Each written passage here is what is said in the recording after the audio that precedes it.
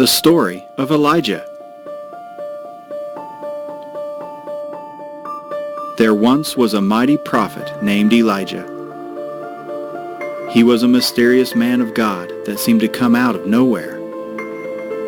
We don't know anything about his past or what his childhood was like, but we do know that God used him in a great and powerful way. Elijah lived during the reign of King Ahab and his evil wife Jezebel.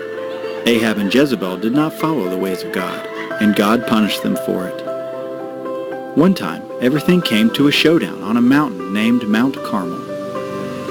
Elijah challenged the prophets of Baal, and God proved that he was the one true and living God. After God made himself known, Elijah killed the godless prophets of Baal.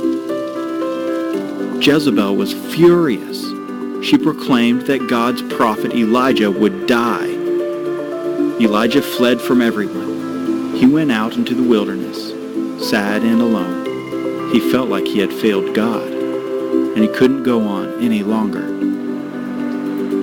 He was lying under a juniper tree when God sent a special angel to care for his prophet servants. The angel woke Elijah up, fed him, and gave him water. Soon Elijah's strength was restored, and he traveled 40 days to a place called Mount Horeb, where he entered into a cave. Elijah was longing to hear the voice of God when a great and strong wind came. It was so strong it tore rocks loose from the mountain, but God wasn't in the wind.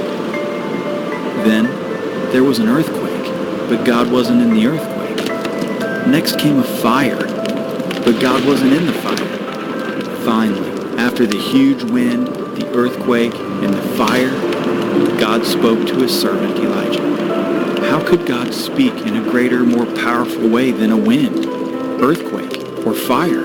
What would ascend next? Was it something massive and loud? Would it be something that people miles away would hear? Would it shake the whole earth? Nope. It was a still, small voice. God chose to speak to his prophet in a small, quiet way. He could have spoken many different ways, but that is what he chose. Did you know that God still speaks in a still, small voice? If you get quiet and listen to him, you will hear him. He speaks to your heart. You can hear him talking to you if you just take the time to listen. Go without all the distractions of the world. Get alone with God and ask him to speak to you. Then listen for that still, small voice.